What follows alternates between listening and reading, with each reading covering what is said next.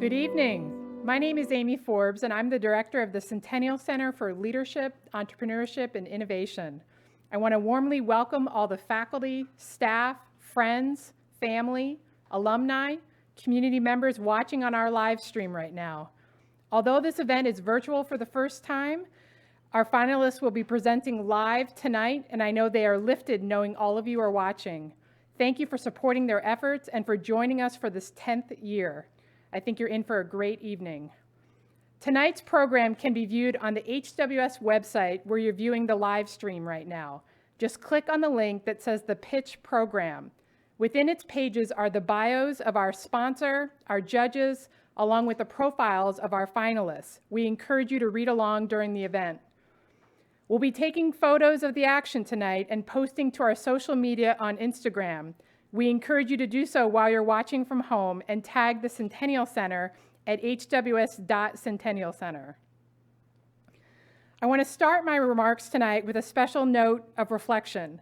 Last year, the pitch contest marked the last large-scale gathering on campus. Many of us were jammed into the standing room-only crowd in Vandervoort to view the pitch. It's been nearly a full year of living while in the midst of a global pandemic. While we haven't been able to gather in large crowds, and there's been a lot of grief and loss, I'm struck by the resiliency of so many, including our campus community. I hope everyone in our audience gives themselves some time to heal and reflect on what a year it's been. Although, like many, there was much to navigate in planning this year's pitch, this is indeed our 10th year, and there is much to celebrate. Over the course of 10 years in providing this competition, what we've learned is our HWS students are more than up for this challenge. Their immersion in our liberal arts environment make them especially ready for the assignment that is the pitch. Helping students develop their innovative ideas, writing their early business plans, strategizing to strengthen them, and then shifting them into visual presentations has been an honor. We'd like to thank all the professors, the staff members, the mentors, and the classmates that have created this community where entrepreneurial ideas can thrive. So many of you have played a part in shaping these ideas. The Centennial Center is deeply grateful to be a part of this culture and to bring to you the 10th year of this event. In addition to celebrating our 10th year, we welcome a new sponsor to the pitch contest. His name is Todd Feldman from the class of '89, and we've officially renamed the competition in his and his family's honor. Todd has worked with each of these finalists during the intense training phase for this event and is watching now from his home in Los Angeles. Todd, we couldn't be more excited to have your energy and expertise. Your sincere interest in supporting students' entrepreneurial efforts is inspiring, and we hope your involvement reminds you of your best days as a student at HWS and also reaffirms why we should cultivate student ideas, because any one of them could transform the world. Todd's gift was a part of a large effort to invest in student entrepreneurship at HWS. Michael from the class of '59 and Ellen from the class of '60 have launched the Opel Challenge to establish the HWS Student Entrepreneurship Fund to open new doors for student innovation by providing opportunities to learn the craft of entrepreneurship. The challenge will match donations up to 50%, up to $162,000, with the overall goal of $486,000.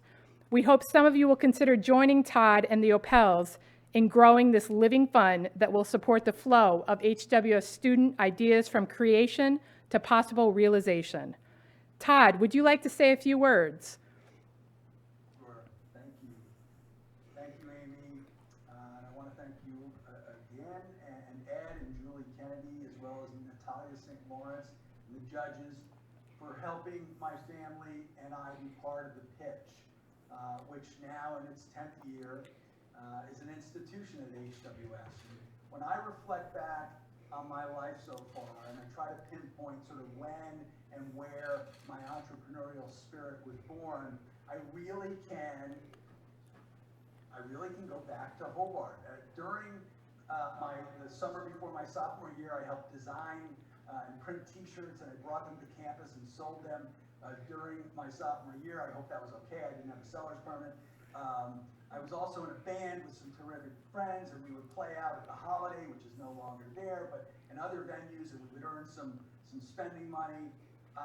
And then just the liberal arts spirit in general that encourages students to have varied experiences. All of these played a factor in who I've become all of these many years later. So when my family and I asked how we could give a little bit back to HWS, Julie and I started to discuss the options, and the pitch just stood out as a terrific way for us to help young HWS entrepreneurs to start to make their mark in the world. So again, thank you for having us today for the first ever virtual pitch event. Best of luck to all the finalists. It truly is our honor to be involved. Thank you for that, Todd. Finally, we've done something special to mark the 10th year of the contest. For the first time ever, we've constructed a judging panel with 4 HWS alums, all of whom participated as finalists in the pitch contest when they were undergrads. Not only did 3 of the 4 launch their current ventures as students in the pitch contest, but they now fully embody what we hope for all of our pitch participants, which is that they will go on to be entrepreneurial leaders, improving lives, adding unique value, and creating exceptional organizations that are making a distinct difference. We couldn't be more proud of their work in capital management, education, the environment and building sector, and the food and beverage industry. Seeing them in their judges' seats tonight when I was along for the ride with each of them as they work to emerge as an entrepreneurial leader is a special treat I'll not soon forget. Let me introduce you to each one of them. This evening, we are delighted to welcome Sarah Robleski from the class of 2013, founder and CEO of One Bead. Thanks, Amy. Hi, everyone. Excited to be here joining from Boston, Massachusetts. And next, we have Maddie Mead from the class of 2013, founder, Hempitecture. Hey everyone, nice to be here for the assessment for tonight, and right now I'm in Sun Valley. Next, we have Sam Solomon from the class of 2017, founder, Pizza Posto, and co-owner of Spotted Duck. Hey everyone, I can't wait to see the finals pitches tonight. I'm Port 100, which is awesome. Working space in downtown Geneva. And last, we have Otto Benciential from the class of 2017, Director, Black Adam Africa Capital Management. Hi everyone, calling in from Rwanda, Kigali, Rwanda. Very excited to see what the pitches are tonight, and work with my colleagues to choose who's best out of the bunch to win $10,000. Collectively, they are an extraordinary group with the necessary wisdom and expertise to help us select the winner. We're so grateful to have each of you tonight. Before we begin, let me explain how we got here. This fall, we sent out a call for pitch proposals. We told students to describe their ideas for products and services and organizations. They could be nonprofit or for-profit. Our selection committee chose 6 semifinalists, and we matched each with a mentor from our alum and parent network. These finalists assisted students as they revised and strengthened their proposals, which they resubmitted in January. After reviewing proposals for the second time, our selection committee decided on 4 finalists. These finalists are with us now, and they have withstood 2 rigorous rounds where a written proposal was emphasized. For the last month, they have been training in our pitch boot camp, where they must shift their proposals into a visual presentation. Tonight, with the help of our judges, we will select one winner who will be awarded $10,000 to bring their idea to a reality. The audience should know that our judges are looking for 5 different criteria: presentation, innovativeness, viability, significance, and leadership. Each finalist will have 8 minutes of uninterrupted time to pitch their idea. After each presentation, each judge will get 1 question. Once all 4 finalists have finished, our judges will be excused to deliberate. As they deliberate, we'll have our 3rd annual flash pitch competition. Afterwards, we will announce the winner of the $10,000 pitch grant. Okay, I think we are now ready for our first pitch presentation. To start off this evening, I'd like to invite our first finalist, Lex Nipper. Lex is a senior media and society major with a minor in entrepreneurial studies. She was mentored by Steve Alperin, who is a parent of a William Smith student from the class of 2022. Stephen has helped start the social service nonprofit Boston Bullpen Project, which has connections with the Dana-Farber Cancer Institute. Won't you please welcome Lex, creator of CanAdapt.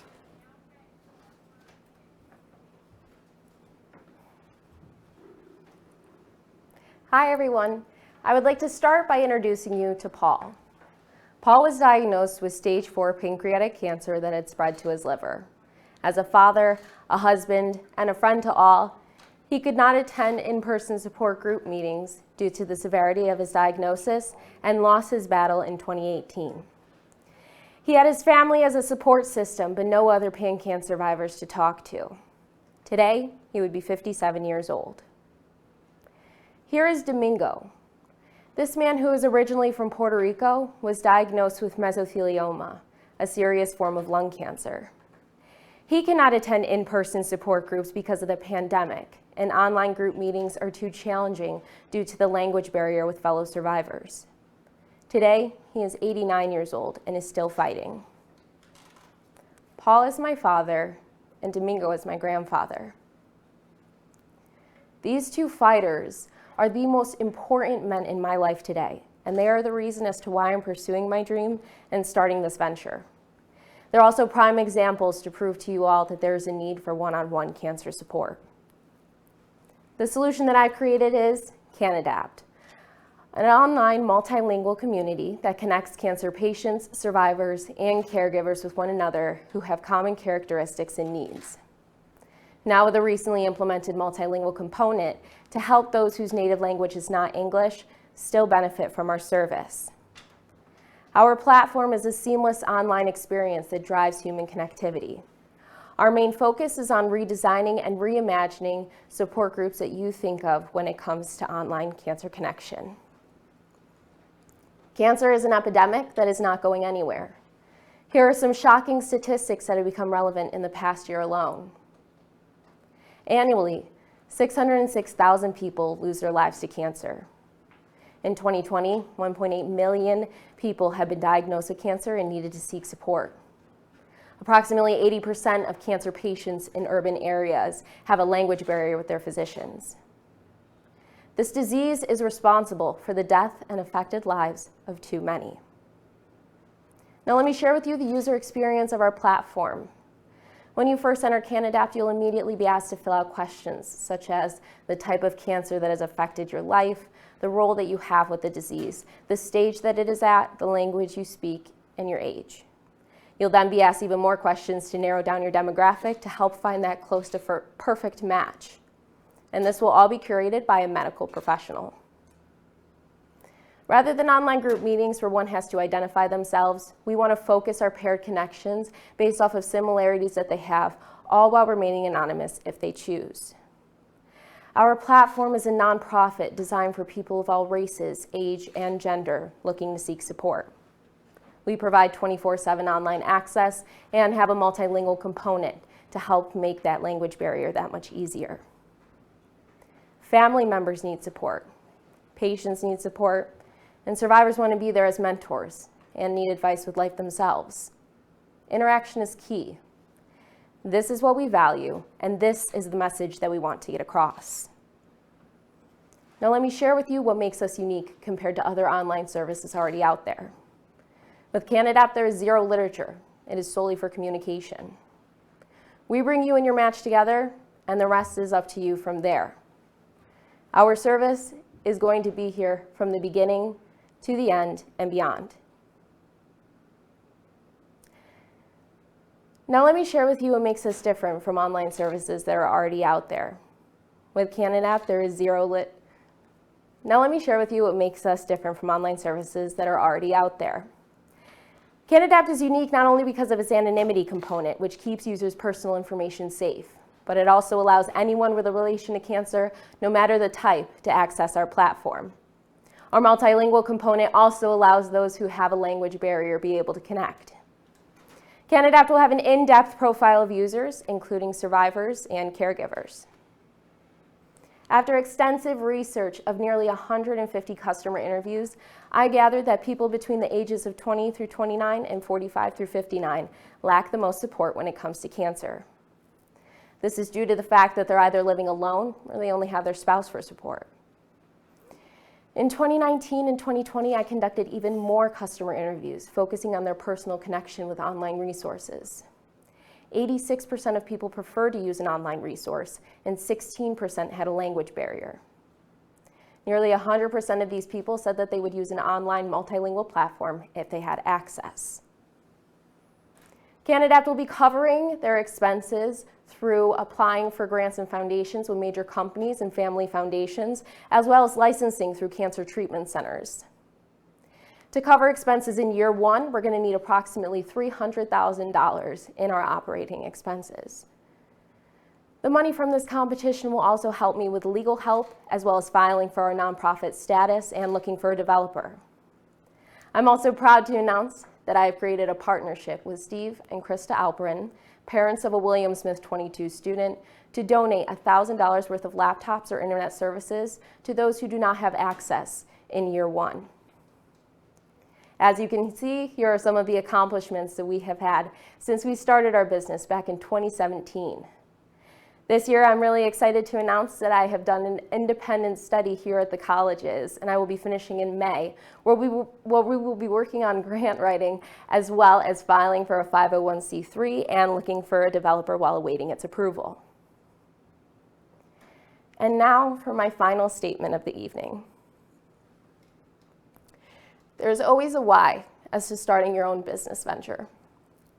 Mine is to pursue my passion and fulfill the promise that I had made to my late father, that I would do whatever it takes to help those who are struggling find the support that they deserve.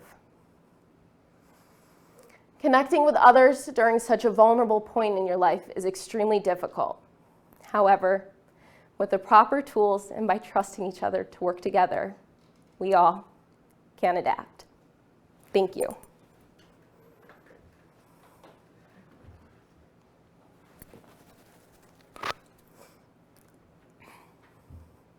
Amazing job, Lex. Thank you. Definitely not your first time on stage at a pitch competition. Thank you. So, my question for you is about the 71 cancer centers that you would be licensing your product to that you mentioned in your business plan. Yeah. My question is, have you reached out to any of them? And if you have you gotten the sense that they would be interested in licensing a product like CanAdapt? Yeah, absolutely. So 3 that I can tell you that I've reached out to so far are Memorial Sloan Kettering, Roswell Cancer Institute, as well as Dana-Farber.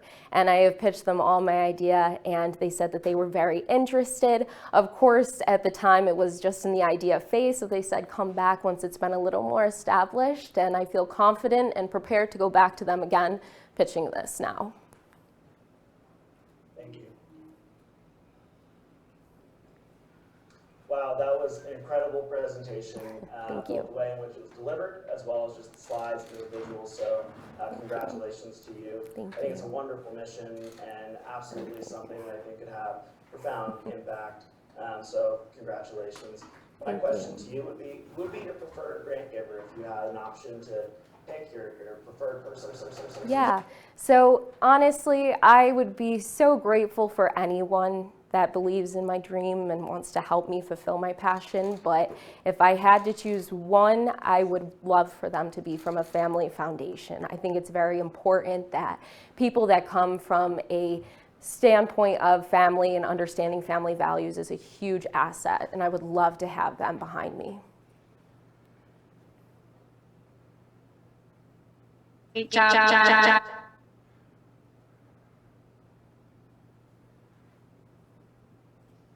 Year, and I can't believe how much. Congratulations. My question for you is, I love this multilingual approach that you've taken since I last heard you talk about CanAdapt, and I'm curious how you will train potential users of your application to use the site, if that's something that you've considered, or if there's a training purpose, I love that you're getting these computers and bringing them to the community. That's awesome. How will you train Your users to use those? Yeah, absolutely. So on top of having a tutorial on our web service for when people have to access it, we also want to focus on possibly having some users come in before we even launch the version. And that way they can look and get familiar with the service itself to make sure that it is. I can't actually hear. Can anyone else?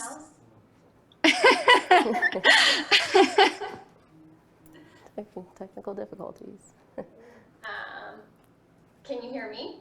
I can, yeah. Awesome. Okay, step one. So Amy, it looks like we're having a little bit of a technical difficulty. Judges, I'm assuming you can't hear Lex as well. We can. You guys can go ahead. Try again, Lex. Okay, can you hear me better now? No. Go ahead and talk again. Can you hear me now?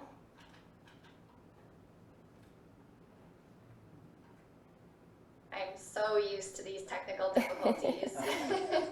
They happen all of the time and always at the worst moments. I don't think a day can go by without some sort of Zoom malfunction or Right? Like this wouldn't be important if it worked perfectly.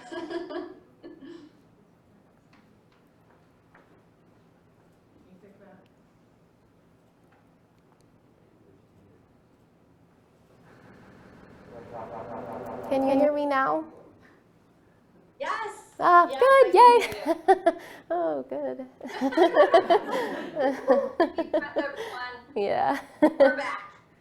Do you mind just repeating the question for me, Sarah? Absolutely. So I said I love the multilingual approach. I think that's awesome. And the fact that you have this partnership established where you're going to send out 1,000 devices. My question for you is, how will you ensure that users know how to use those devices to access your application and services?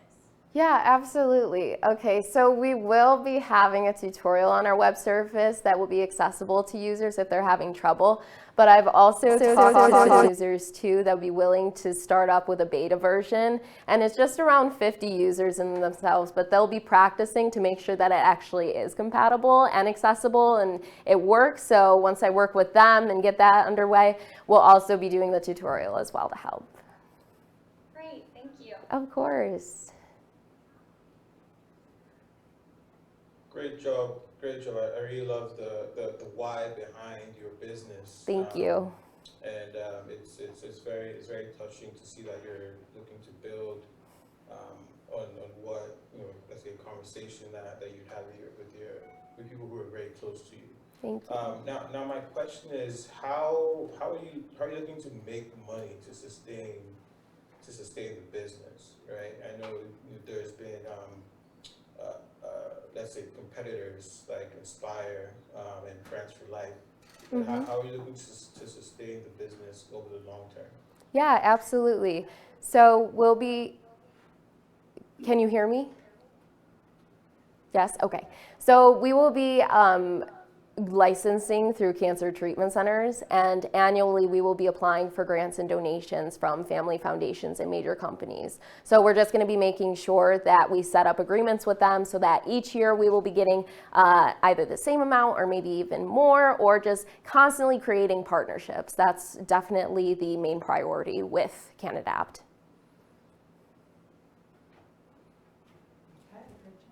Okay. Thank you very much. Thank you.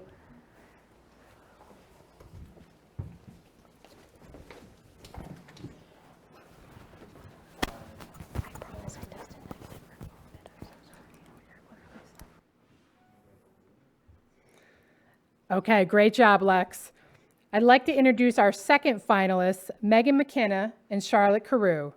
Megan is a sociology major and Charlotte is an economics major. They were mentored by Kate Baggs, class of '95, who started her own clothing company, Bold Babe. Megan and Charlotte are here to introduce their idea, which is called Rethread. Won't you please welcome them to the stage?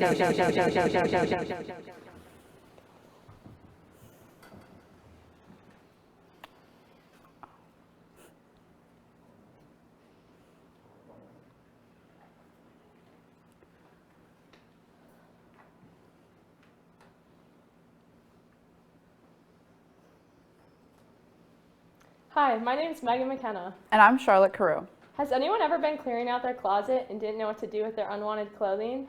Most people donate it to places like Goodwill or the Salvation Army, but oftentimes they receive clothing that can no longer be worn. It then gets thrown out. That's why we created Rethread, a textile recycling company. Our goal is to reduce the waste produced by the fashion industry and subsequently reduce greenhouse gas emissions, which is the #1 cause of climate change, and even worse, the US is the leading contributor. Currently, the fashion industry generates over 92 million tons of waste each year. Major companies that we all know, like Nike, Burberry, and H&M, burn up to 14 tons of unsold clothing every year. If 92 million tons doesn't seem like much to you, let's put it into perspective. This is the equivalent of 1 garbage truck of clothing being dumped or burned in the landfill every second. I'm sure we're all aware of fast fashion. For those of you who don't, it's essentially the mass production of cheap clothing. Companies like Zara, H&M, and Forever 21 create multiple collections throughout the year, and we shop accordingly. Think about how many times you've purchased something and now it sits in the back of your closet unused and unwanted. Because of this, clothing is being worn 36% less than it was 15 years ago, and only 1% of newly made clothing comes from sustainable materials. Currently, the fast fashion industry generates over 1.2 billion tons of greenhouse gas emissions. But what does that even mean? That's an additional 222 million cars driving on US roads each year. This is where Rethread comes into play. Rethread sells sustainable thread to clothing manufacturers seeking to ameliorate their ecological footprint. As you can see behind us, this is our process. We start by collecting post-consumer clothing, sorting it, shredding it, and winding it to create our product. But some of you might be wondering, where are we going to get post-consumer clothing? We have multiple sources. First, from everyday consumers like you and me, we'll receive donations through clothing bins and shipments, and we'll pay for shipping and handling fees. But why us? You could donate to places like Goodwill or the Salvation Army, but oftentimes they receive clothing that then gets shipped abroad or thrown out. With us, you'll be helping make a direct impact on the US waste problem, and we'll make donating to Rethread extremely easy. Speaking of Goodwill and others like it, we become their waste management system before that final step of shipping abroad. Through their unwanteds, Rethread will be able to sustain its practice as well. Lastly, we'll receive clothing from retailers. Retailers often have warehouses where they store unwanted clothing. But with us, we'll take it off their hands. Many retailers nowadays are looking to be more sustainable because more sustainable clothing, products, and services are the future it has to be. After the post-consumer clothing goes through our process, Rethread's final product is marketed to 3 distinct groups of individuals. We have manufacturers, retailers, and consumers. With manufacturers, we give them the benefit of sourcing a more sustainable input and aligning themselves with a more ethical practice. They also have the opportunity to source a pure recycled material because we know exactly what goes into each spool of thread we make. With retailers, we enable them to rebrand themselves as eco-friendly and as US made, giving them the opportunity to market to a larger audience. Lastly, we target environmentally conscious consumers by directly selling them thread or indirectly through them buying sustainable products made with our thread. Knowing what goes into each spool of thread is an essential component of our process and is what sets us apart. Competitors such as RPET thread, a sustainable plastic-made thread, have no regulations on their processes. Producers can put just about any type of plastic polymer within the thread, even though we know not all plastic is recyclable. Because of this, impurities do exist. With Rethread's product, our consumers can guarantee they're getting a pure recycled material. Now, let's take a look at how significant Rethread is in the market. Within the US market, Rethread has 1 main direct competitor and a few secondary competitors, most of which rent or resell clothing. The consumer trends are now changing to be towards more sustainable clothing, making Rethread a competitive option. When looking at large retailers such as Nordstrom, we see that they're trying to improve their ecological footprint. Nordstrom, for example, is offering over $1 million in corporate grants to support textile recycling initiatives such as Rethread. They're also working to accelerate their circularity by reducing the waste produced by their products and services on the environment. This is great news for us, as major companies that we all know are looking to be more sustainable. Now, some of you might be wondering, how much do we have to produce to make a profit? To get to a profit-making point, we'll have to produce around 70,000 spools of thread, retailed at about $9 each. To put this into perspective, a mid-sized design team may use around 65,000 spools of thread a year to create a sustainable clothing item within a larger collection. But Charlotte, why hasn't a business like this been created in the US? That's a fantastic question, Megan. For starters, it has been. In Washington, there's one company that has a similar process to ours, except it's a bit more complicated. Rather than just shredding and winding, they re-engineer the thread into their own type of fabric. Rethread simplifies the process. Then, when looking at competitors such as RPET, they have a broken system. They're simply not regulated enough for consumers to trust entirely. They also tackle plastic, not fabric. And lastly, a process like ours would wreak havoc on fast fashion because large retailers actually benefit off of supplying the market with as much cheap clothing as they possibly can. It would hurt their bottom line. Now let's take a look at how we'll start our operations. We'll start by purchasing machinery and collecting clothing. Overall, our goal is to make a huge impact on this harmful issue.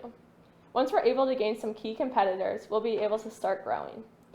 As we grow, we'll be able to grow at whatever speed we see fit based on the capital we're earning.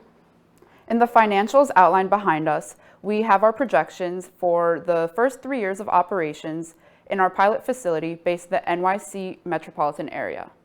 Between year 2 and 3, we expect to double our production as we gain more key customers. Now, some of you might be wondering, when is this all going to take place and how long will it take to get started?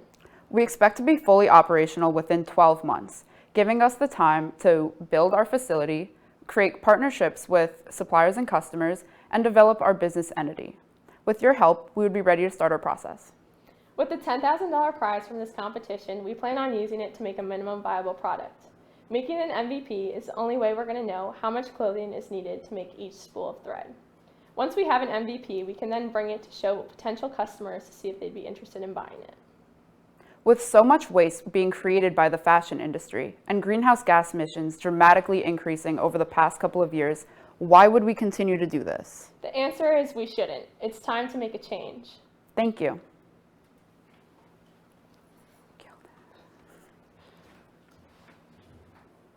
Wow, Megan and Charlotte, that was so well delivered.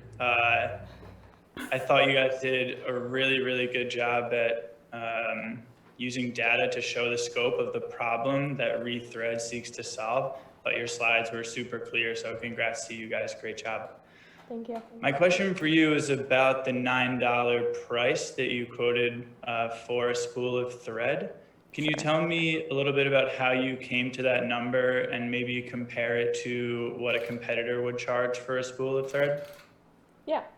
So we picked $9 because a lot of companies are turning towards more sustainable products like organic cotton, which for a spool of thread sells for around $8 to $8.50, but ours is more of a vigorous process to get our product.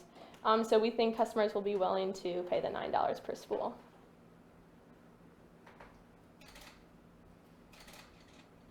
Awesome. I would encourage you to consider maybe if your value is that much higher than that of your regular competitors, to maybe raising the price even a little more. Okay, Great thank job. you. Thank you. Great presentation, Megan and Charlotte. I have to add the data in that was amazing. You really made it aware of the issue that's out there. I thought you did a great job at highlighting this problem, and it is a really big problem that needs solving. And so I'm really excited for you guys, and also you make a really great team. Thank you. My question for you is, how will Rethread make it easy for people like myself to contribute their unwanted clothing so that you have the feedstock you need to bring this concept to scale? Sure. So we're around our facility, we're gonna place a couple of clothing bins in parking lots, just like Goodwill does. But then on top of it, we're also offering customers the opportunity to ship from home. And we'll pay for shipping and handling fees so that you don't even have to leave your house. We'll make it easy for you. Great job. Thank you. Thank you both. You answered so many of my questions while you were talking, so that's awesome. The biggest question I had is, what challenge do you think lies ahead? What is the biggest challenge that you think you'll face? And will COVID-19 affect your business model at all? Yeah, so we think our biggest challenge is going to be gaining potential customers. We think COVID actually might have helped us out because we've seen the consumer trends continue to go towards more sustainable goods, and everyone's clearing out their closets looking for new clothing, which is a great sign for us that we can gather more clothing from consumers. On top of it, our process actually has a washing and like a washing drying situation right before we start sorting it so that we make sure it's always clean beforehand. Great, thank you. All right, perfect job to the both of you. This sounds like something that's really exciting. You mentioned Nordstrom having a focus on environmental sustainability. There's a couple other firms like Allbirds and Patagonia. My question really is, have you spoken to anyone at these firms already to discuss your idea? And it was actually a two-pronged question. So one part, have you spoken to anyone at these firms? And secondly, do you have any off-taker agreements signed if you have spoken to any of these companies?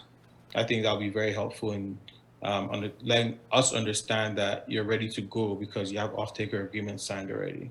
Yeah, so we don't have any agreement signed yet, but we've talked to Patagonia actually, and we just talked to them to see if they would be interested in changing like who they donate to, because they already recycle clothing, and we also asked them about how they pick the products used by manufacturers and if they'd be willing to use a new product if we showed it to them.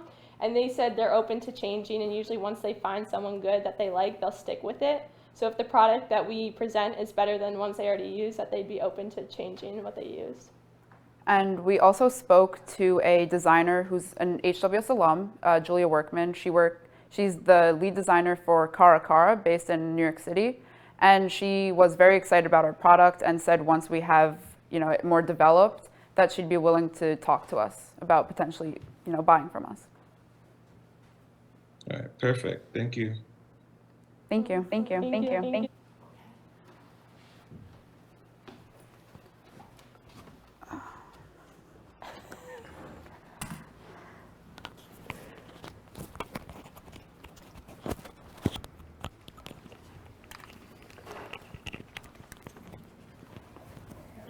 Okay, we're working on the volume. I know the audience is asking about the judges' volume. We're working on that now.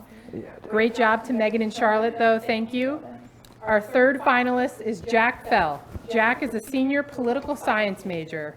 Jack was mentored by Bob Skolnick from the class of '66, who owns and operated several small businesses in Michigan. Bob recently entered politics and was elected to the Muscogee County Commissioner. Jack is creator of Grassroots Partnership.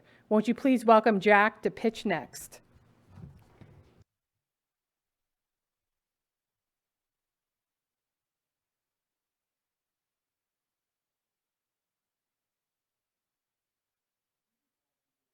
Aspects of our political and economic lives is hard.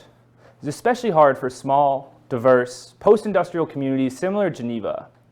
What I'm proposing today is a solution to the problems that communities face as they attempt to pass legislation that will improve their everyday lives.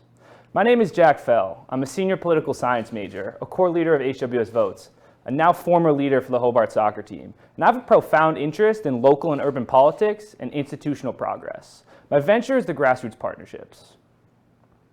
We have a policy creation logjam.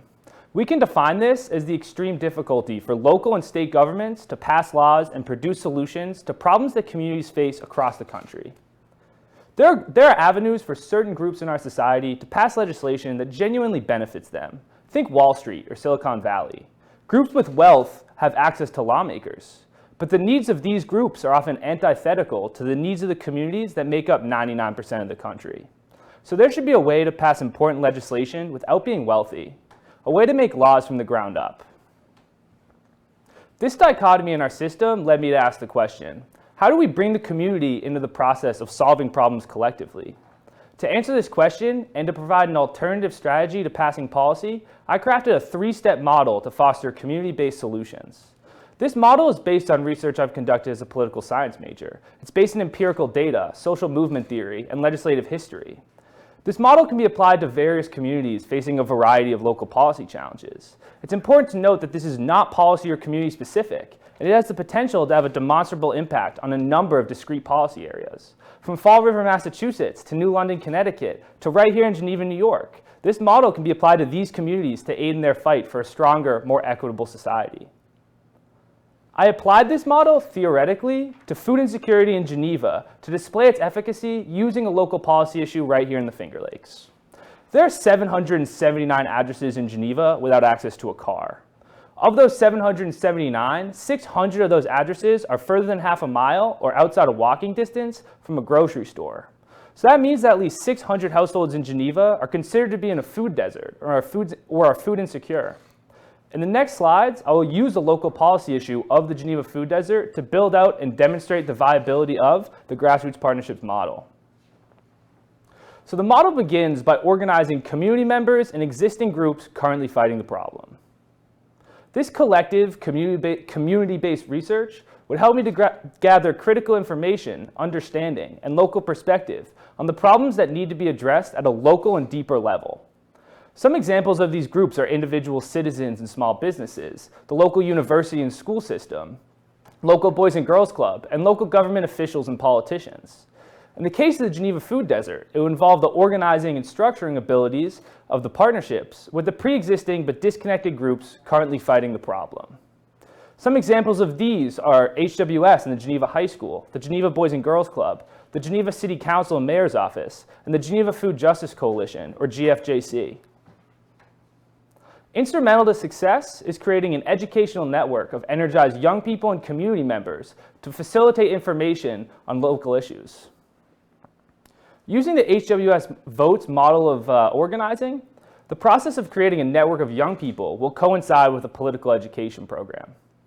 I would select a small number of students, 2 to 3 HWS students and 2 to 3 Geneva High School students, to serve as leaders in this initiative. These students would be tasked with creating a team of their peers to work as campaigners and organizers in the process of passing legislation to solve the food desert problem in Geneva. The students would provide a needed body of motivated people passionate about solving the problem. The final action is crafting model legislation alongside community members to create long-term, community-oriented solutions. The coalition will work collaboratively to draft model legislation. The legislation will be tailored to the community and approved by its constituents. Because of the depth of the coalition and because the groups are combined, the group will have an increased legislative capacity, which increases legislative leverage. Grassroots Partnerships is a nonprofit because I conducted extensive research on every model I was considering. First, the partnerships require credibility and trust in the community. I would not want the organization to be beholden to the groups who have the capacity to pay. I'd want the organization to be applied to the communities that need this model the most. Second, of all the funding streams I researched, grant funding is the most viable, and every grant I found requires 501c3 tax status from its applicants. Thus, being a nonprofit makes Grassroots Partnership viable for these grants. There are multiple funding streams for nonprofit social change-oriented work. Federal and state governments provide grant funding to organizations engaged in work trying to solve problems collectively, creatively, and for the long term. Some examples of grant solutions include a federal grant program entitled Smart and Connected Communities, and private foundations like the Open Society Foundation and the Ford Family Foundation. These two foundations alone have provided over 4,000 grants to individuals and organizations working to push for social justice and promoting positive social change.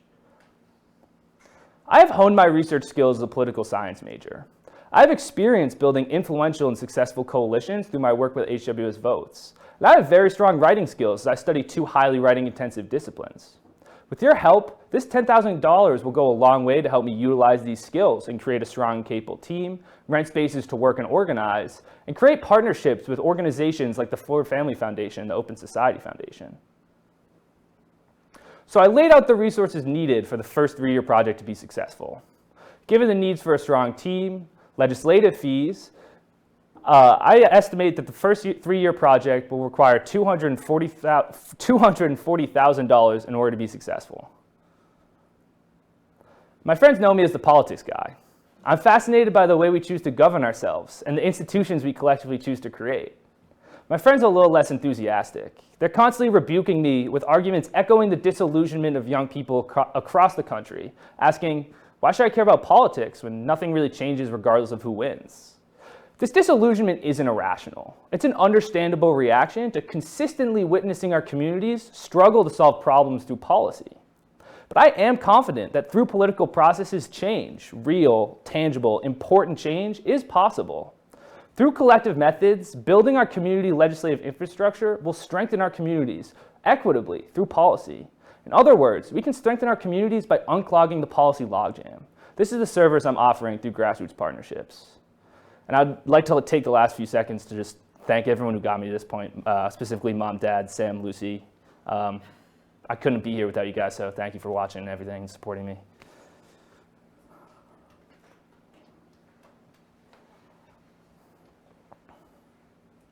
Great job, Jack.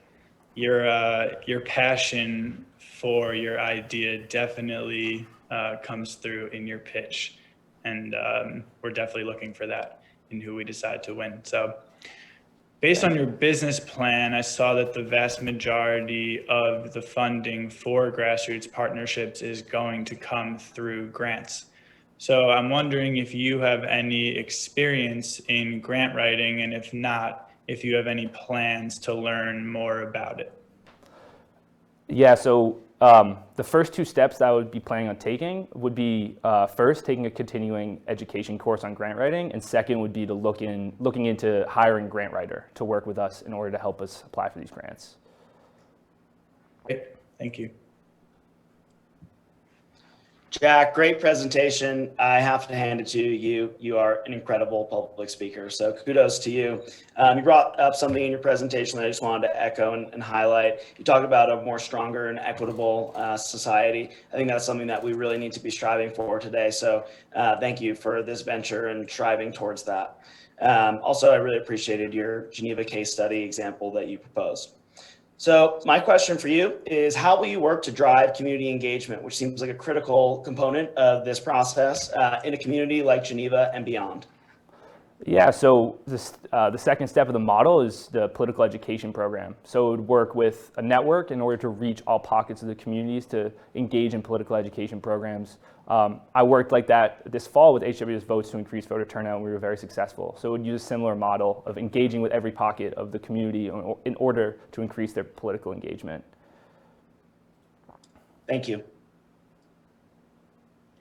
Thank you, Jack. I'll echo what everyone else said. Your confidence. I'm like, man, I need some of that. It's great. So that will definitely take you places. I have so many questions, but I'm really going to try and limit myself. My first question is about your digital strategy. I'm curious if you've considered a digital strategy. And then the second question I have is, how are stakeholders going to participate if they don't have time, or honestly, like you said at the end of your pitch, if they just don't want to participate in a working group? Yeah, so for your first question, I think it's instrumental, specifically in the political process, to be more face-to-face and to build through the grassroots, so to build in person. I would consider a digital program, but that would alter the strategy a little bit. Can you repeat your second question real quick? Sorry. Yeah, of course. I know they were different questions too. So my second question is, how are stakeholders going to participate if they don't have time and if they don't have the desire, similar to what you were talking about with your friends at the end of your pitch? How are you going to convince them that this is important? They should be part of this working group. Yeah, so part of the thing is we need to increase, even with people who don't have time, we need to increase their political education. So that's part of the role of the partnerships, is to make them motivated and to provide them with a service that decreases the amount of time it takes for them to be politically engaged. So we would be the service to, when they have the spare time, even if they don't have any, we would provide the needed legislative consulting. And then the people who don't really want to, that would be a harder problem. But we're planning on dealing with that, but I don't know, we'd have to address that when we cross that bridge. Thank you. I know we face this all the time, so I totally feel that. All right, great job, Jack. I have a question on, I mean, I know you talked about Geneva being kind of like your sandbox environment where you're going to have your first couple of engagements, but how do you plan on scaling this across, I guess, the country, if that's what you're aiming for? Geneva is a pretty easy environment for you to work in because you've got, sorry, a little bit of feedback, but because you got a network there, but in other little communities, how do you plan on scaling your business across the country? Yeah, I mean, the goal is obviously to reach every community that needs it.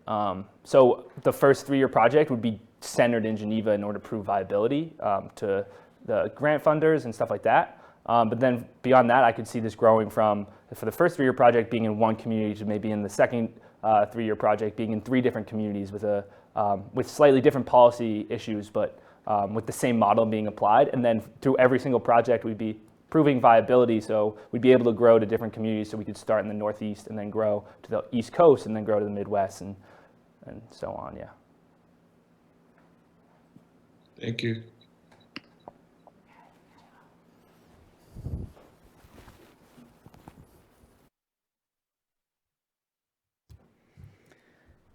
Thank you, Jack. Great work. Our 4th and final finalist is Matt Newsom. Matt is a sophomore environmental studies and philosophy major with a minor in entrepreneurial studies. Matt was mentored by Mike Crump from the class of '74. Mike is co-founder and CEO of Nurgrain Technologies in La Jolla, California. Matt is the founder of Symbio Designs. Won't you welcome Matt for our last pitch of the evening?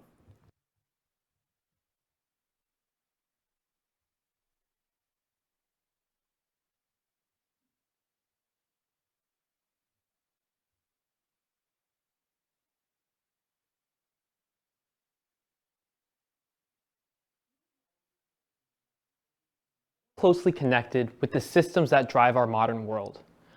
But what if I told you that despite all of the technology currently disposable to us, one of our most basic systems was damaged beyond belief, creating economic, environmental, and equitable harms to individuals and communities across the globe? What I'm talking about is our global waste system. Yes, I'm talking about trash.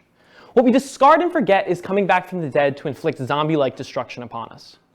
This is not an exaggeration, but a harsh reality that starts at your ordinary waste bin. Hi, I'm Matt Newsom, a debater, boat builder, and hopeful CEO, and this is Symbio Designs. We bridge the gap between good-intentioned humans and broken systems to provide sustainable solutions that better the world. We have created a revolutionary lunch tray that acts as a physical tool by which students can build healthy habits that will serve them well throughout their lifetime. They are human-focused and reduce the amount of waste going into landfills without overcomplicating or over-engineering the process. We do this by designing the tray not by how the food is served, but by how the waste is discarded. In this way, the waste disposal process begins at the table rather than at the bin. In 2010, the FDA reported that around 40% of food scraps are discarded and end up in landfills. That equates to 133 billion pounds of waste, or 1,300 cruise ships. Additionally, knowing that around 12% of Americans are food insecure, if we only reduced our global food waste by 15%, we could feed an additional 25 million people annually. But don't feel too guilty just yet, because to be honest, this is a very multifaceted problem. With many working pieces and stakeholders at play, it can get easy to be confused about how our waste system is contributing to this plethora of issues. So what does our product's process look like in the real world? And that's a great question. The student is served food on our trays as they would on any other and are able to enjoy their meal. However, the real magic happens after the meal is eaten and while the student is still sitting at the table. They organize their waste into the compartments of trash, recycling, and compost. These compartments are color-coded, black for trash, blue for recycling, and green for compost, as well as labeled for easy recognition. Once everything is organized and the student approaches the bin, they're able to seamlessly scrape scraps into their preferred locations using the tapered ends of our tray. These attributes reduce the need to multitask, improve memory recall, and most importantly, make the waste process sequential rather than disordered. Now, this process seems cool, and being able to say that you reduce landfill waste is also intriguing, but that is not enough to win a pitch competition. Luckily, the holistic implications of my product can be described under the categories of environmentalism, economics, education, and equity. These attributes and these impacts are not only felt by the individuals that use our products, but by the holistic communities and institutions as a whole where our product is implemented. So here's your daily science lesson. And don't worry, everyone, I won't quiz you. When people throw away waste and it ends up in landfills, methane is released into the air and toxic substances leach into the surrounding soil and water. This contributes to issues such as climate change and can kill local flora and fauna. And also, those awful styrofoam lunch trays we all remember as kids can take up to 500 years to biodegrade and are toxic to the environment and even students. Symbio's trays are made out of reusable materials and sustainable materials, with options in compostable and reusable forms. Our current reusable model is composed of HDPE plastic, and our compostable forms are made out of sugarcane byproduct. We provide flexible solutions for no matter the institution in order to lower their transition costs and make our product more widely adoptable. In terms of economics, the United States throws away around $161 billion worth of food every single year. If you had that much money, you'd be the third richest person in the world. All these benefits I've listed seem great at the end of the day, but they mean nothing if they're not economically feasible. For that reason, our tray will be produced and manufactured for $1.50 by year 5 and sold for $3 each.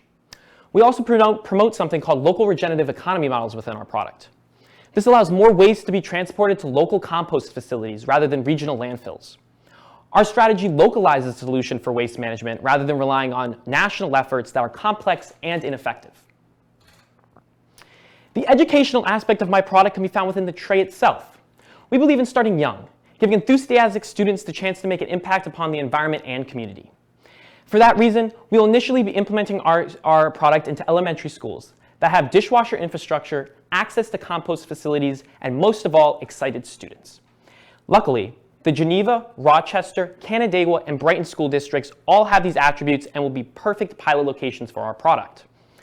Finally, at Symbio, we believe every student should have equitable access to sustainable education, and it's something that we deliver to them.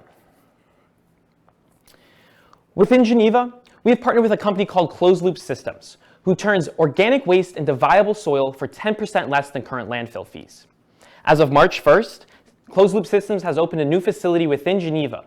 This substantially reduces carbon emissions and shipping costs compared to traditional practices that ship waste to Buffalo. We've also partnered with Jenna Fuchs, who is an educator at the West Street Elementary School. Using her resources, we have decided that we would stimulate a grassroots approach to implementing our product within the Geneva City School District. Outside of Geneva, there are an abundance of compost facilities available for students, as well as DIY projects that can be made for around $1,000 each. We've also partnered with a company called Impact Earth Rochester, who's located in upstate New York. They are a sustainable education company that specializes in providing zero waste initiatives within elementary schools. I have called and spoken with their CEO, who said our product would be a vital tool in allowing their students to learn proper waste disposal techniques. In terms of transitioning this idea into a tangible business, we are currently undergoing extensive product design and even creating our first 3D printed prototype, which I have with me today. Within year 1, if we're able to implement our product within the entire Geneva City School District, we'll be able to compost over 217,000 pounds of waste by year 1. And by year 5, we are projected to sell 500,000 trays, which will reduce over 45 million pounds of waste from being sent into landfills. Now, the most critical thing I want the audience and everyone to know tonight is that with this $10,000, we can immediately make an impact upon the communities and environment that I'm speaking of. Because with that $10,000, we can purchase a tooling mold and 5,000 trays that will be implemented into these diverse elementary school systems I've listed previously in order to figure out which demographic produces the best results for our early adopter. Furthermore, why is now the most critical time to fund this product? Well, as of January 1st, 2022, New York State will be implementing a statewide ban on styrofoam. That means schools and institutions will be scrambling to find solutions to their product, and that's where I step in. But this is only the beginning. With states such as Maryland and Hawaii already implementing this type of legislation, we see a very bright future ahead for our company. All of these impacts root from the fact that we are simply working with present human action and altering it through the use of our product. In this way, we stimulate symbiosis between our products and our users. I'd like to give a special and generous thanks to all of these individuals and communities for helping me out throughout this process. Symbio truly could not be what it is today without their help and support. So let's turn these impacts into reality, and I hope you consider investment into Symbio Designs. Thank you very much.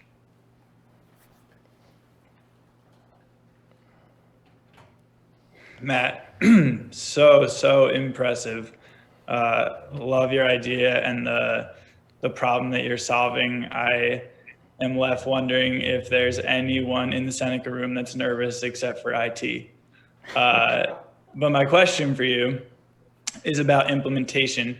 And so you spoke about targeting the Geneva City schools in year one, which I think is really smart. Do you have a sense of how many trays you would need to fulfill the order that they would possibly place and where you might have those trays built?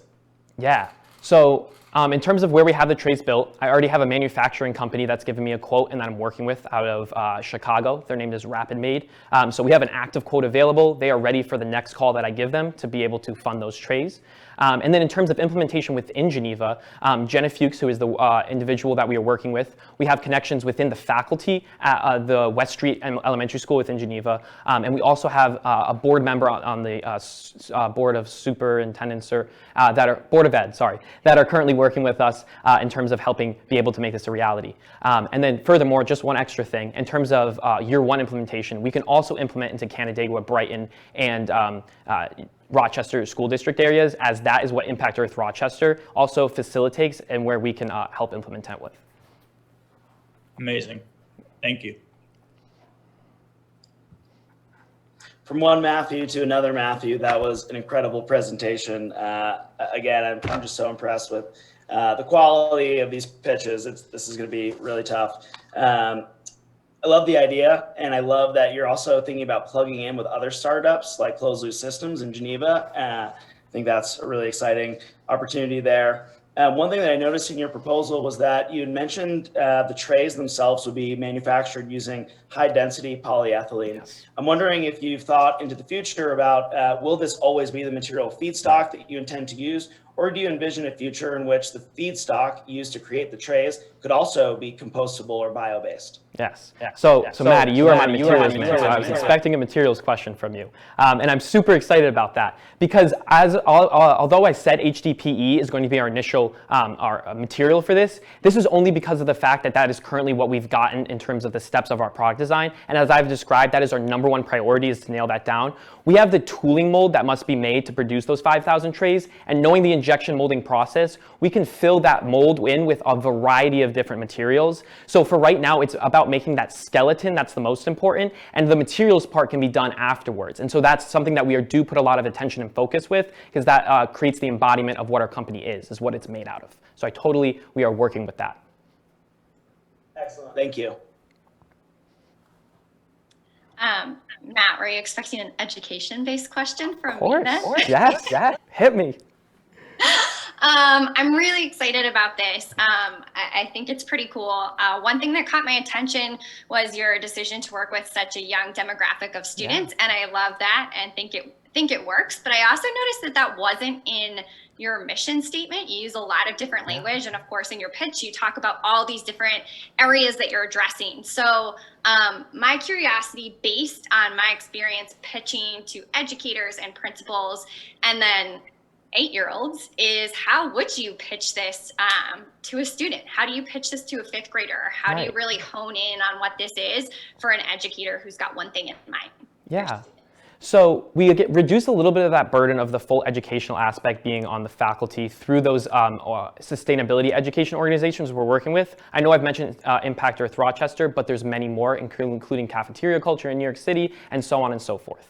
However, in terms of how we get these kids to use it, our products are color-coded. They're fun. It's kind of an exciting activity to do at the end of your class. And the younger demographic is important because a lot of younger kindergartner students do communal dining within the classroom with the teacher being around them. So this is about being able to build social skills and build little certain types of attributes and life skills that would be important for them. Composting and recycling is fun. The worms, the dirt, the whole process, it's something that we think is receptible to that. And then finally, in terms of the business proposal, this idea is not going to be just stuck to elementary schools. Lunch trays are used in airports, stadiums, theme parks, all across. And so we want to be able to look at this from the macro perspective, that we're not just going to be centralizing here, and that the opportunity is very great with this company.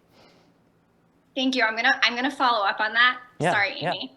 I just have a question. So when you're describing this to a principal, the benefit for them, is it educational or is there a financial incentive for the schools that you work with as well? Yeah, absolutely. I mean, at the end of the day, schools do not have enough money to just be throwing around for fun things, right? And so that's something we absolutely know about. And it's because of the fact that when you transition to the use of our product, depending on which model it is, you're going to lower your costs in terms of like waste management and being able to transition to either these composting initiatives or being able to reduce the amount of like styrofoam waste being thrown away, which then gets shipped and tipped and yada, yada, yada. So and also adopting our product gives more open doors to sustainability grants for these institutions as a whole. So we see a lot of economic benefits. The ROI on our product when using the reusable one to single use is 2 to 3 months. So the economic aspect is totally there. You can get it done, and then you get the education, the environmental, and this equity factor on the side just for fun, right?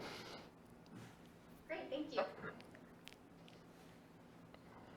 All right, great job. I don't know about you guys, but I know if I had pitched with all these 4 finalists, I know I definitely wouldn't have won. I wouldn't have won the pitch competition when I did. All these ideas are very great, very awesome. Congratulations to everyone. Matt, I wanted to ask. I know you've mentioned a couple behaviors that you've observed with sort of the younger demographic of individuals who use the tray. But do you have any data that's backing any of that up? Yes. That's primarily my question. Yes. So I have data that's backing up, everything to let us understand that students are ready and willing to use a tray like this. Yeah.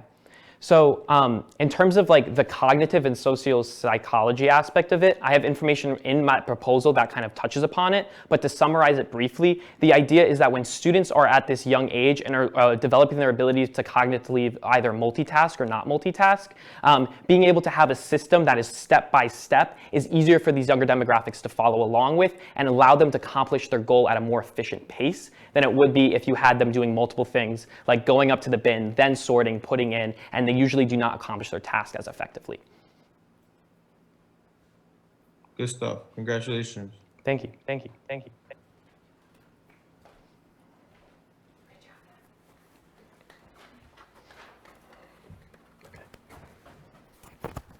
Wow, that was fantastic. That concludes our pitch presentations. I hope everybody at home can give a big virtual hand to all of our finalists for their wonderful work. At this time, I'm going to excuse our judges to their private breakout room so they can take on the important task of determining our winner. While they deliberate, my colleague Ed Bizzari will organize our flash pitch contestants. Please stay on to enjoy our latest admissions video. We will begin the flash pitch in a few minutes.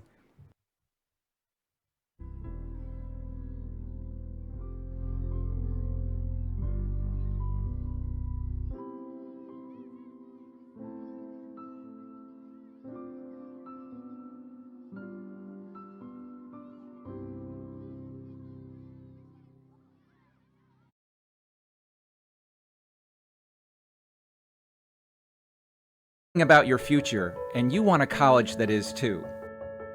At Hobart and William Smith, our top priority is preparing you to make a difference in the world. Our liberal arts curriculum requires you to achieve 8 goals that will shape your perspective and make you competitive as you apply to internships, grad school, and jobs. You'll decide how to accomplish these goals with the help of your faculty advisor. Together, you'll create an academic plan that fits your unique personality.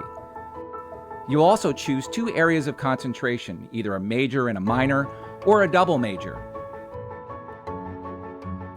By studying more than one subject, you'll be able to make the connections necessary to solve the big issues that face our society today.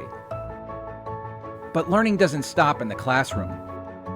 Our location on the shores of Seneca Lake allows you to put your education into action. The lake becomes a laboratory. The city of Geneva is a partner in studying and creating change. And major historical landmarks that shaped our nation are right here. Your experience will be amplified through community service, research, study abroad, athletics, and leadership training. With more than 100 student clubs to join, you can continue the activities you've enjoyed in high school or discover new ones. Our 4-year career development program will help you explore your options for the future and guarantees you'll land at least one internship or research placement. Let me say that again. Because we know how important it is to gain real-world experience, we guarantee every student an internship or research experience. Throughout your undergraduate career, you'll build a resume that leads to your first job or your placement in graduate school. You'll form relationships with your professors, classmates, and a network of supportive alums.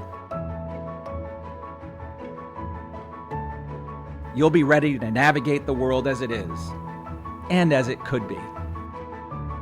And it all starts in the beautiful Finger Lakes region of upstate New York. At Hobart and William Smith, you'll not only have unique opportunities in and out of the classroom, you'll also have a stunning backdrop for your college years. So that's Hobart and William Smith in under 3 minutes. Imagine what it would be like over the course of 4 years. You're thinking about your future, so are we.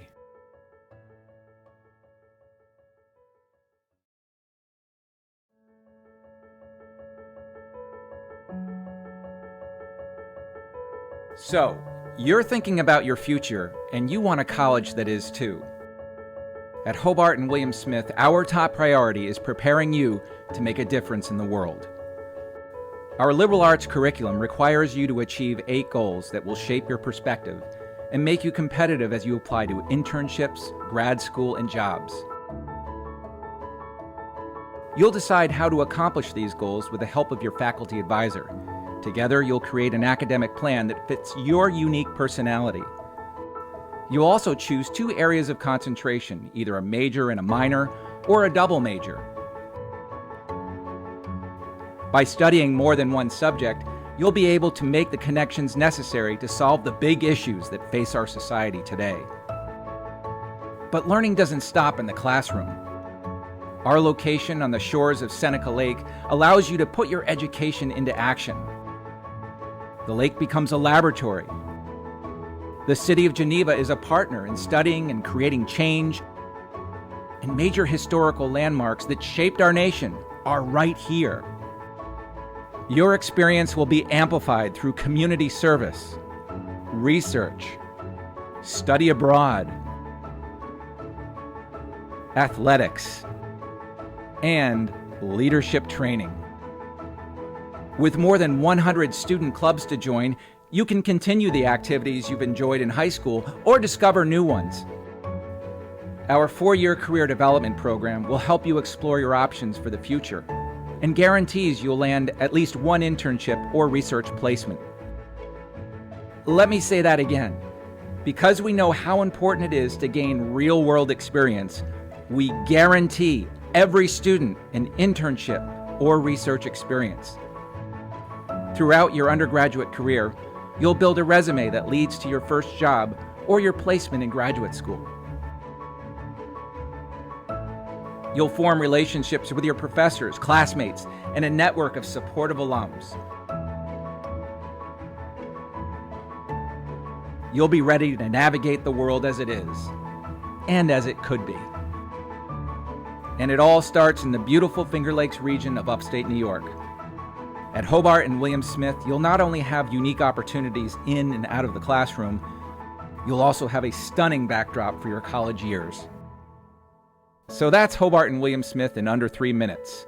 Imagine what it would be like over the course of 4 years. You're thinking about your future, so are we.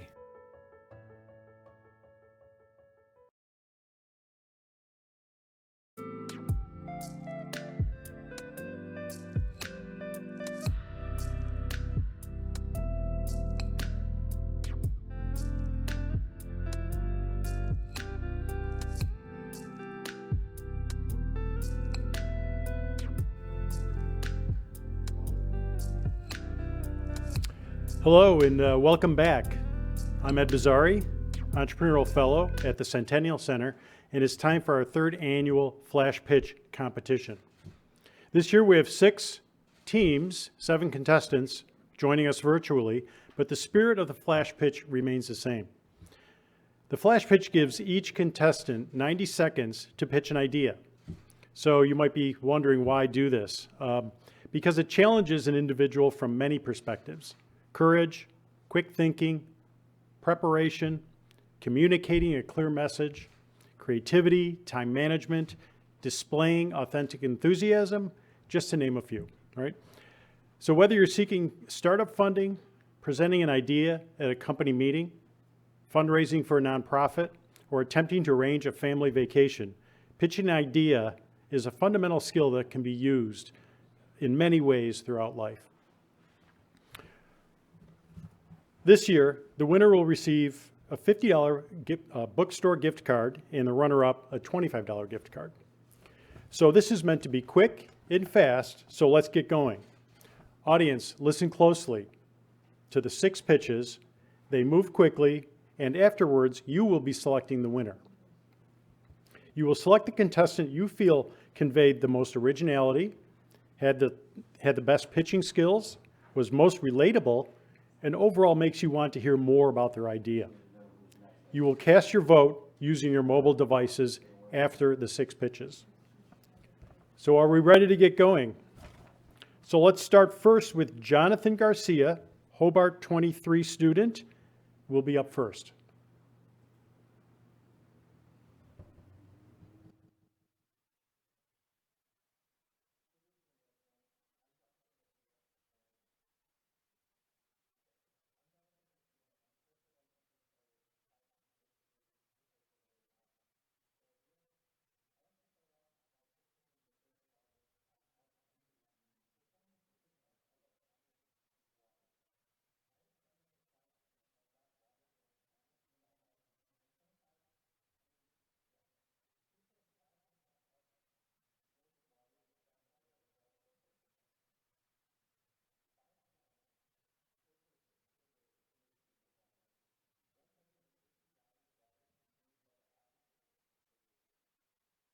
According to the world, countries that lack access to clean water, up to 70% of people in these communities are living without the 5 gallons of water that are needed per day to survive.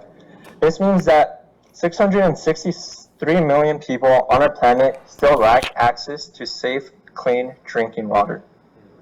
Imagine having only 5 gallons for everything we use water for in one single day. We shower, we cook, we drink, we wash our hands, we clean, we flush the toilet. Waterborne diseases kills more children every year than AIDS, malaria, and all world violence combined. 88% of disease in the world is caused by a lack of access to safe, clean drinking water. The water crisis is the equivalent of a jumbo jet crashing every hour and a half on end, non-stop, 365 days a year. I am proposing and encouraging you to vote for this in order to use the money for a fundraiser for the Thirst Project at HWS in order to fund money for the people that are unable to have access to clean water. A jerry can is used in many developing countries to transport water. A full jerry can is 5 gallons of water and weighs 44 pounds. Jonathan. This prevents... Jonathan, your time is up. I'm sorry to tell you, your time is up. Thank you for participating, though. Okay, up next we have Joe Tate, Hobart 23. Joe, take it away. Hello, my name is Joe, and I want to tell you about urban trellis. By 2050, cities will have doubled in size, and with nearly 2/3 of the global population expected to live within this urban environment, food security will become an increasingly relevant point of inequality. Urban agriculture can help solve this already existing issue of food insecurity, as well as have an economic and communal impact. However, it is not catching on, and the economic benefit is hard to find at the small scale. To localize this problem, in LA County, there are currently 20,000 vacant lots that could potentially be used for urban farming, and in fact, California has even created tax incentives for landowners to farm on this land. Yet, the issue boils down to the fact that local would-be farmers don't feel as though the land is stable long-term as they are leasing the land from private landowners. Urban Trellis aims to solve this issue by creating an online platform to connect urban farmers, private landowners, and customers to each other. As of now, Urban Trellis creates a centralized marketplace and platform for customers to connect with urban farmers and private landowners to connect with urban farmers. This ecosystem enables urban farmers to generate a larger, more consistent revenue stream, which allows private landowners to commit to longer agreements as they can marginally increase rent and capitalize on tax incentives. Just as a trellis helps a tomato plant grow and bear its weight, Urban Trellis will help cities grow and bear its food needs. Thank you. Okay, thanks, Joe. That was Joe Tate. Okay, our third flash pitch contestant is Julian Sy, Hobart 21. Julian, take it away. Hi, my name is Julian Sy. I'm a Media and Society major and entrepreneurship minor at HWS, as well as a former member of the Hobart basketball team. I'm here to tell you about the Neglected Child, a nonprofit mentorship program designed to guide children who struggle with a learning difference and are misunderstood in the classroom. Let me give you some facts. According to the IDEA, 14% of students in the United States suffer from a learning difference. And within that 14%, students of color hold the highest demographic at nearly 18%. As a result, many of these children who struggle academically experience shame, anxiety, and lack self-confidence. These situations have psychological effects that contribute to low self-esteem and depression for the rest of their lives. The Neglected Child is a mentorship program that helps students who struggle in school to confidently excel in the traditional learning environment through self-advocacy. We believe that communication is an essential skill to have, and we plan on instilling this in every single one of our children. Students will be matched with a personal mentor who's gone through similar adversities in school and share these tools as strategies to self-advocate and communicate their strengths to the world. As a young man who personally grew up with ADHD and dyslexia, I know exactly how many of these children feel. And by galvanizing like-minded individuals like myself who can truly empathize with these children, I believe that we will change hundreds of thousands of kids' lives in our next generation. Thank you. Nice job, Julian. Okay, up next, you can see these are very short. There's a lot of information that's going into 90 seconds. Up next, fourth, we have Kylie Holmes, William Smith, 21. Kylie, take it away. Hello everyone, I'm Keely Holmes and I major in architecture and minor in entrepreneurship. I wanted to share a project that Tyler Pearson, PJ Secrece, and I have been working on called Pure Fur. Pure Fur is the first dog shampoo of its kind that allows you to completely customize a formula tailored to your specific dog. Our dogs are our companions. They're a part of our families. And the most specific thing that makes our furry friends furry gets the least amount of attention. The current dog shampoo provides a basic formula that groups all dogs together. This limits the benefit of the shampoo and often prioritizes one coat problem over the other. There are 300 different types of dog breeds and 6 different types of coats. A shampoo that cannot penetrate your dog's coat nor support the breed's natural balance of bacteria is likely sitting surface level, temporarily hiding the issue rather than fixing it, a reoccurring discomfort for your dogs. So where do we draw the line with our furry friends? Pure Fur can fix this. Our website allows you to mix and match your dog's perfect formula and have it shipped straight to your door. We will provide a base, and after that, it's up to you. You'll be able to pick and choose from a list of qualities and additives you see fit for your dog. So maybe you're looking to shine the coat, demat, and relieve irritation. Or maybe it's eliminate odor and soothe hot spots. You choose. Pure Fur has the ability to bring out your dog's natural beauties. And most importantly, it allows them to be comfortable in their own skin. Thank you. All right, Kaylee, great job. Up fifth, we have Pearson Churchill, Hobart 21. Pearson, you there? I'm here. How you Take doing? it away. Good evening, everybody. My name is Pearson Churchill, and I study economics and entrepreneurship here at HWS. My idea is simple. I want to use revenues from recycled cans, glass, and food compost to finance food insecurity in Geneva. Food insecurity and malnutrition is a common issue here in Geneva because the best places to shop for healthy foods are located in the remote areas. 20% of Genevans live below the national poverty line, so these high transportation costs like gas, Ubers, and owning a car aggravate the financial burdens of many people in Geneva. Now, you don't need a case study to know that some college students like to drink, nor do you have to be Bill Gates to figure out that recently, HWS has been using a lot more plastic. Therefore, installing and promoting food, can, and bottle deposits in all college dorms, Greek houses, and existing garbage areas would allow HWS students and institutions to generate a very conservative estimate of $3,000 worth of recycled goods per year. This money can then be used to address transportation costs, food subsidies, or deliveries. This is a great idea because now is the best time to act. Over the past year, plastic container usage at HWS has significantly increased, so has the number of people drinking out of cans and bottles in their dorm. This makes it a great time to enter the market due to a large supply of recyclables. Also, with the support of HWS students and faculty, not only can we save a significant amount of energy, but most importantly, provide local Genevans with the transportation costs to get the necessities they need. So HWS, the train is leaving with or without you. What's your move? Thank you. Good job, Pearson. Okay, last team.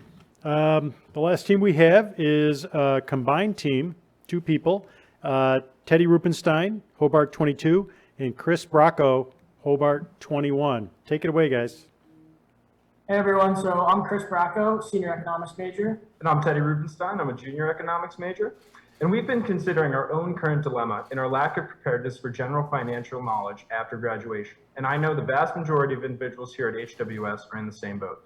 So there's a significant issue currently present in that the average student is unprepared to tackle personal finances upon graduation. And for many students, parents handle their insurance, credit card bills, taxes, and so on. And when we enter the workforce, we face many financial hurdles that for the most part we aren't prepared for. And once we enter said workforce, this is on us. And there's nowhere to learn how to tackle this daunting task away from our parents' advice or a likely expensive consultation. So we would like to offer VEER, which is a service offered to college campuses with college students, particular seniors, and recent grads being at the forefront. VEER is a service-based company that offers a curriculum that is financed by the institution to give a crash course on personal finance supported by a web interface. Upon enrollment in the program, the student will receive an account granting them access to the crash course where they will follow along and learn. Upon completion of the course, the student will be given the option to upload their own unique financials and will then be guided by the interface. So students are going to be earning a salary larger than they've ever been dealt before, and could also have more debt than they've ever had before due to student loans. VEER will give students the skills to properly manage their finances, as well as an interface to ask questions that are affordable to a recent graduate. And as we all know, budget allocation is key to success. It affords college seniors and recent grads the opportunity to have more freedom in their finances if they have the proper guidance. Join VEER and change your direction in a positive light for your own future. Thank you. Thanks, everyone. Nice job, guys. Okay. Everyone, please, let's give a round of virtual applause to all the flash pitch contestants. You can kind of see that it moves quickly and you don't have a lot of time to convey a big idea. Okay, so what do we do now? It's time to vote, okay? On screen, you will see our contestants and an associated number by each one, okay? We're going to use our mobile devices, and you're going to text the number of the person you thought was the most compelling flash picture to the number at the bottom of the screen, 1-817-587-8847. So text to that number the number of the contestant you believe was the best and most compelling picture, okay? We have 3 minutes to do that starting now, so go.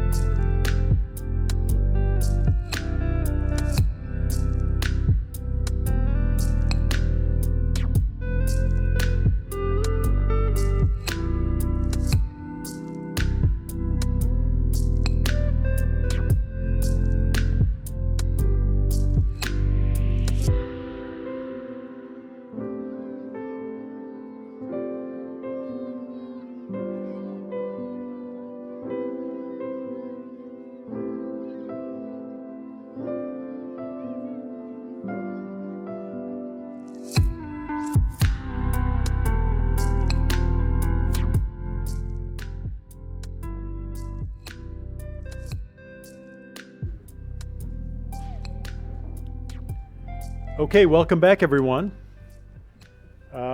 Let's wrap up the flash pitch. The audience has spoken. Votes are in. The supercomputer has ground through all the data. And what we'll do is we'll go through the runner-up first, and then we'll tell the winner. So this year's flash pitch runner-up is Jonathan Garcia, Hobart 23. Virtual hand for Jonathan. Okay, the moment everyone has been waiting for, aside from the $10,000 moment, but this is the second most moment, I guess. All right, this year's flash pitch winner is Julian Sy, Hobart 21. Congratulations, Julian and Jonathan, on a great job. And that concludes the flash pitch. Thanks to everyone who participated. We're going to be starting right up with the winners of the pitch competition in just 1 minute. So please stay with us.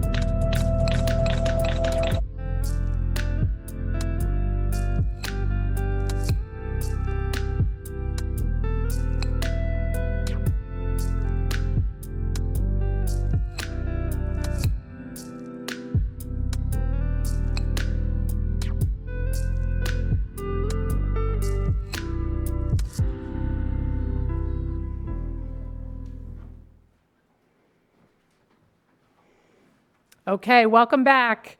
I want to take a moment to recognize the staff of the Centennial Center, whose hard work and passion for helping students make this event happen. Ed, Kate, Dana, thank you for all your awesome work. And we also have to extend our deep appreciation to Matt Thomas from IT for coordinating this year's virtual event. Matt, thank you for everything. Yes. I have all the finalists up here with me. I'd like them to know that in recognition of your participation in the final round of the Todd Feldman and Family Pitch, the Centennial Center would like to reward your wonderful work for the last 6 months and would like to support your continued development of entrepreneurial leadership. These certificates I have represent $750. Congratulations on your work to date. Our hope is that the contest only enhances your desire to pursue your ideas.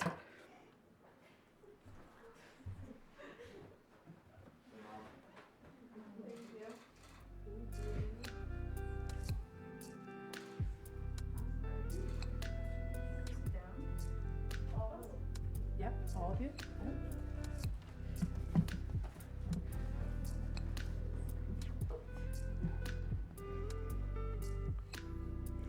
And to announce tonight's winner of the $10,000 pitch grant, I'd like to turn it over to Judge Sam Solomon. He has agreed to speak on behalf of our judging panel. Well, first, the judges and I all wanted to thank Amy, the entire Centennial Center staff, Todd and his family for giving HWS students the opportunity to pursue their entrepreneurial goals. We were all blown away, absolutely blown away by the level of the pitches that were given tonight. They were all so impressive, incredibly well-spoken, and shockingly calm, considering the weight of the night and being on what seems to be like a Hollywood production stage with lots of lights and cameras in their faces. One thing that the judges and I wanted to stress that you all should remember is that unfortunately we can only choose one winner tonight. And so win or lose, we want you to know that the skills that you have learned throughout this process will take you very far, whether it's in any business that you start or in any job that you have. So remember that, because we can only pick one winner. And so all of your ideas were so strong, and win or lose, we would encourage you all to pursue them because we think you all have bright futures with your ideas. So it has come time to announce the winner, and it was an incredibly hard deliberation in our Zoom chat room. We were 2v2 right up until the last minute, which really came fast. And it was really no easy choice, but for two reasons we chose the winner that we did. First was the immediate impact that the $10,000 from the pitch could have on their idea. And second was we felt the strong timing of the idea. And so the winner of the 2021 Todd Feldman Pitch Competition is Symbio. Congrats, Matt.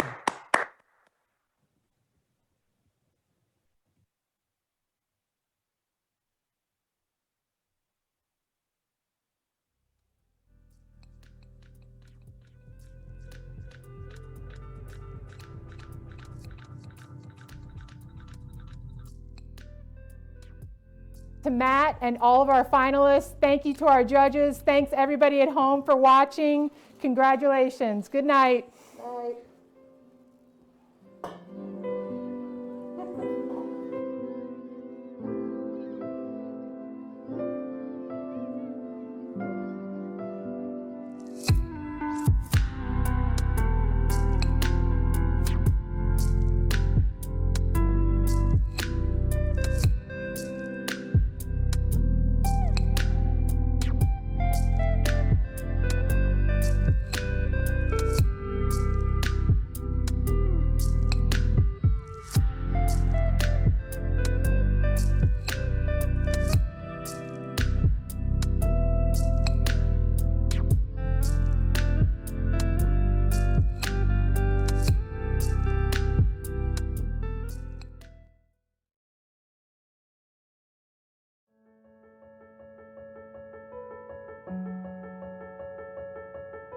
So, you're thinking about your future, and you want a college that is too. At Hobart and William Smith, our top priority is preparing you to make a difference in the world. Our liberal arts curriculum requires you to achieve 8 goals that will shape your perspective and make you competitive as you apply to internships, grad school, and jobs. You'll decide how to accomplish these goals with the help of your faculty advisor. Together, you'll create an academic plan that fits your unique personality. You'll also choose 2 areas of concentration, either a major and a minor, or a double major. By studying more than one subject, you'll be able to make the connections necessary to solve the big issues that face our society today. But learning doesn't stop in the classroom. Our location on the shores of Seneca Lake allows you to put your education into action. The lake becomes a laboratory. The city of Geneva is a partner in studying and creating change. And major historical landmarks that shaped our nation are right here. Your experience will be amplified through community service, research, study abroad, athletics, and leadership training. With more than 100 student clubs to join, you can continue the activities you've enjoyed in high school or discover new ones. Our 4-year career development program will help you explore your options for the future and guarantees you'll land at least one internship or research placement. Let me say that again. Because we know how important it is to gain real-world experience, we guarantee every student an internship or research experience. Throughout your undergraduate career, you'll build a resume that leads to your first job or your placement in graduate school. You'll form relationships with your professors, classmates, and a network of supportive alums. You'll be ready to navigate the world as it is, and as it could be.